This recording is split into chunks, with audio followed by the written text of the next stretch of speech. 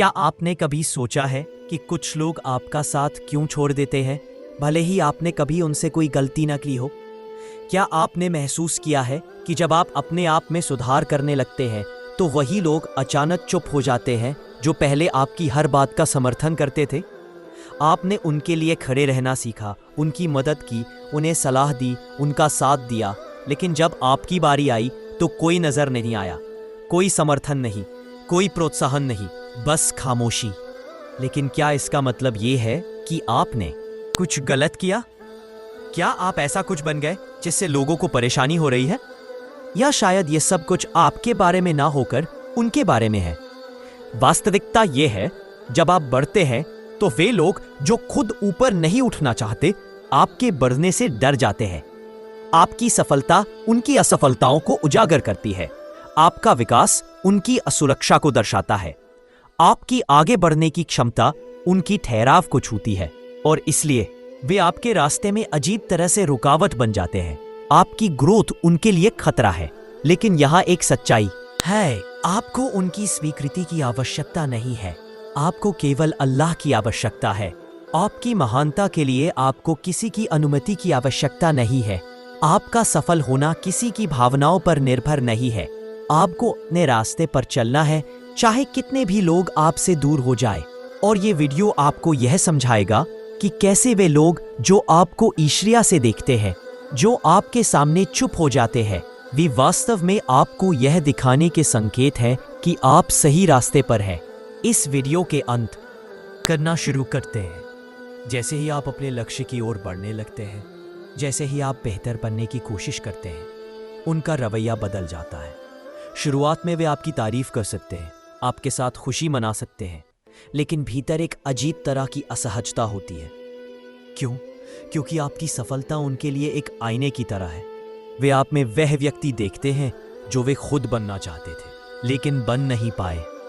आपकी प्रगति उनकी असफलता को उजागर करती है, आपका आत्मविश्वास उनकी असुरक्षा को दिखाता है, और इसलिए वे आपके साथ करना शुरू करते हैं। जैसे ही आप अपने लक्ष्य की ओर बढ़ने लगते हैं, जैसे ही आप बेहतर बनने की कोशिश करते हैं, उनका रवैया बदल जाता है। शुरुआत में वे आपकी तारीफ कर सकते हैं, आपके साथ खुशी मना सकते हैं, लेकिन भीतर एक अजीब तरह की असहजता होती है। क्यों? क्योंकि आपकी सफलता उनके लिए एक आईने की तरह है। वे आप में वह व्यक्ति देखते हैं जो वे खुद बनना चाहते थे, लेकिन बन नहीं पाए। आपकी प्रगति उनकी असफलता को उजागर करती है, आपका आत्मविश्वास उनकी असुरक्षा को दिखाता है, और इसलिए वे आपके साथ रहना बंद कर देते हैं। आपको अचानक लगने लगता है कि वे आपसे दूर हो रहे हैं। वे आपके मैसेजेस का जवाब नहीं देते, आपकी खबर नहीं पूछते। जब आप कुछ अच्छा हासिल करते हैं तो उनकी खुशी नकली लगती है। वे विषय बदल देते हैं, कभी कभी तो आपकी आलोचना करने लगते हैं। तुम बदल गए हो, अपने जड़ों को न भूलो। और आपको लगता है कि शायद आप अहंकारी हो गए हैं, शायद आपने कुछ गलत किया है। लेकिन आपको ये समझना होगा कि ये आपके बारे में नहीं है, ये उनके बारे में है। यहाँ तक कि पैगंबर मुहम्मद सल्लल्लाहु अलैहि वसल्लम ने भी इसका अनुभव किया था। उन्हें अल अमीन, भरोसेमंद के रूप में जाना जाता था, लेकिन जब वह अल्लाह का संदेश लेकर आए तो कई लोग उनके खिलाफ हो गए। क्यों? क्योंकि उनकी दृढ़ता ने उनके सोचने के तरीके की चुनौती दी। आपके साथ भी यही हो रहा है। कुछ लोग तभी तक आपका समर्थन करेंगे जब तक आप उनके स्तर पर बने रहेंगे। जैसे ही आप ऊपर उठते हैं, वे आपके खिलाफ हो जाते हैं, न कि इसलिए कि आपने उन्हें नुकसान पहुंचाया है, बल्कि इसलिए कि आपकी सफलता ने उनके ठहराव को उजागर। पूछें, कितने लोग आपके जीवन से चले गए क्योंकि आपने आगे बढ़ने का फैसला किया? कुछ रिश्ते आपके दर्द पर बने थे, और एक बार जब आप ठीक हो गए तो उनका कोई आधार नहीं रहा। तो आपको क्या करना चाहिए? पहला, समझें कि टूटे हुए समय में आपका साथ देने वाला हर कोई आपको पूरी तरह से स्वस्थ देखना नहीं चाह सकता। कुछ लोग चाहते हैं कि आप उसी अवस्था में रहें। दूसरा, जैसे जैसे आप बढ़ते हैं, लोगों से उसी प्यार और समर्थन की उम्मीद न करें। कुछ लोग चले जाएंगे और यह ठीक है। उन्हें पूछे, कितने लोग आपके जीवन से चले गए क्योंकि आपने आगे बढ़ने का फैसला किया? कुछ रिश्ते आपके दर्द पर बने थे, और एक बार जब आप ठीक हो गए तो उनका कोई आधार नहीं रहा। तो आपको क्या करना चाहिए? पहला, समझे कि टूटे हुए समय में आपका साथ देने वाला हर कोई आपको पूरी तरह से स्वस्थ देखना नहीं जा सकता। कुछ लोग चाहते हैं कि आप उसी अवस्था में रहें। दूसरा, जैसे जैसे आप बढ़ते हैं, लोगों से उसी प्यार और समर्थन की उम्मीद न करें। कुछ लोग चले जाएंगे और ये ठीक है, उन्हें जाने दो। तीसरा, अपना भरोसा पूरी तरह अल्लाह पर रखें। मानव प्रेम अस्थायी है, लेकिन अल्लाह का समर्थन शाश्वत है। जो कोई लोगों की नाराजगी के बावजूद अल्लाह की खुशी चाहता है, अल्लाह उसके लिए पर्याप्त होगा। लेकिन जो कोई अल्लाह की नाराजगी के बावजूद लोगों की खुशी चाहता है, अल्लाह उसे लोगों के हवाले कर देगा।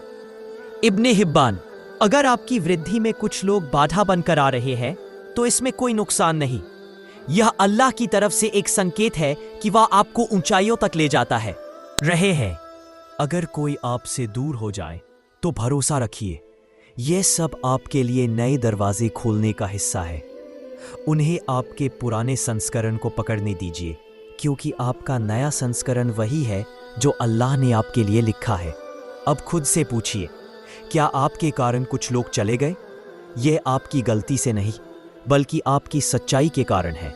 आपने उन्हें ठीक किया और यही वजह है कि वे आपके नए रास्ते पर चलने में सक्षम नहीं रहे। आपके सबसे करीबी लोग आप पर सबसे ज्यादा संदेह कर सकते हैं।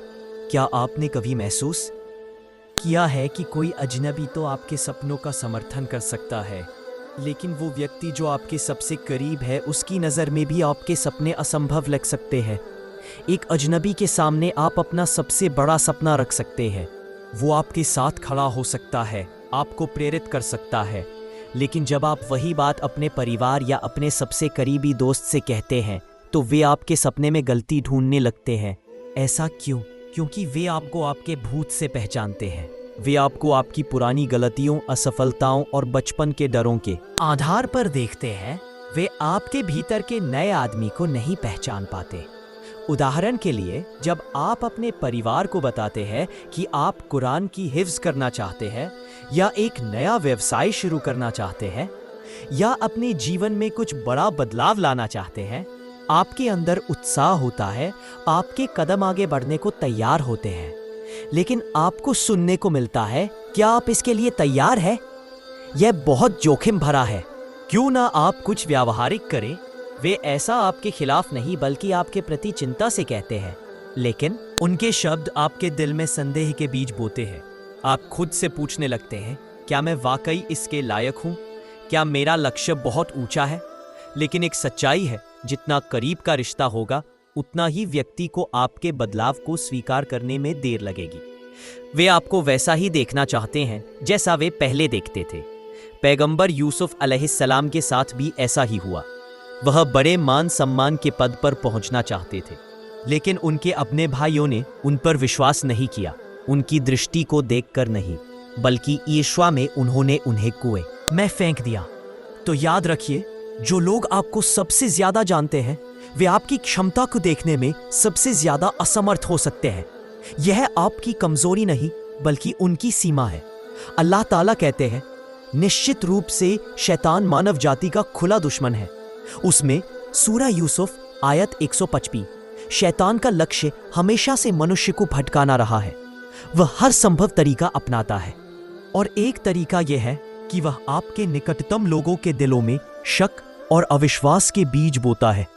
कभी कभी आपके करीबी का संदेह आपके लिए नहीं, बल्कि उनकी अपनी असुरक्षा के कारण होता है। वे अपनी जिंदगी को आपसे तुलना करते हैं, और जब आप आगे बढ़ते हैं तो उन्हें लगता है कि वे पीछे छूट रहे हैं। यह उनके अहंकार का परिणाम है, न कि आपके मूल्य का कोई वास्तविक आकलन। जब कोई अजनबी सफल होता है तो हमें कोई फर्क नहीं पड़ता, लेकिन जब हमारे ही घर का, हमारे ही समाज का कोई व्यक्ति ऊपर उठने लगता है, तो हमारे अंदर कुछ उथल पुथल होने लगता है। उसकी सफलता हमारी अपनी जिंदगी पर सवाल उठाती है। यह हमें अपने रास्ते का पुनर्मूल्यांकन करने पर मजबूर करती है। यही आए जिन्हें आप सबसे अधिक प्यार करते हैं, आप उनसे समर्थन की उम्मीद करते हैं। आप चाहते हैं कि वे आपकी क्षमता को पहचानें, आपके सपनों को समझें, लेकिन कभी कभी वे ऐसा नहीं कर पाते। और यदि आप सावधान नहीं रहे तो उनका संदेह आपके दिल में घुस जाता है और आपका स्वयं का संदेह बन जाता है। तो आपको क्या करना चाहिए? सबसे पहला कदम, उन लोगों को समझाने में समय बर्बाद न करें जो आपकी क्षमता को देखने से इनकार करते हैं। यदि वे आज आप पर विश्वास नहीं करते हैं तो वे आपके सफल होने के आइए जिन्हें आप सबसे अधिक प्यार करते हैं, आप उनसे समर्थन की उम्मीद करते हैं। आप चाहते हैं कि वे आपकी क्षमता को पहचाने, आपके सपनों को समझें, लेकिन कभी कभी वे ऐसा नहीं कर पाते। और यदि आप सावधान नहीं रहे तो उनका संदेह आपके दिल में घुस जाता है और आपका स्वयं का संदेह बन जाता है। तो आपको क्या करना चाहिए? सबसे पहला कदम, उन लोगों को समझाने में समय बर्बाद न करें जो आपकी क्षमता को देखने से इनकार करते हैं। यदि वे आज आप पर विश्वास नहीं करते हैं तो वे आपके सफल होने के बाद ही आप पर विश्वास करेंगे।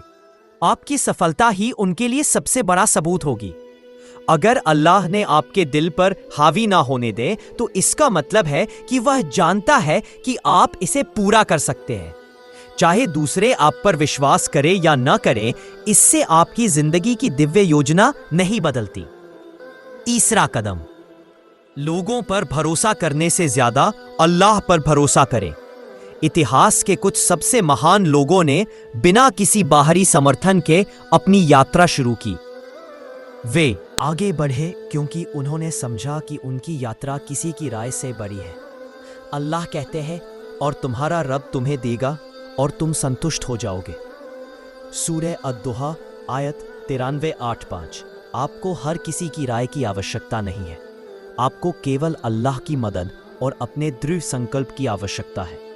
यदि आपका परिवार आप पर संदेह करता है, यदि आपके निकटतम मित्र आपकी क्षमता को देखने में असमर्थ है, तब भी आगे बढ़ते रहें, क्योंकि वही लोग जो आज आप पर संदेह करते हैं कल ऐसा व्यवहार करेंगे जैसे कि वे हमेशा से आप पर विश्वास करते रहे हों।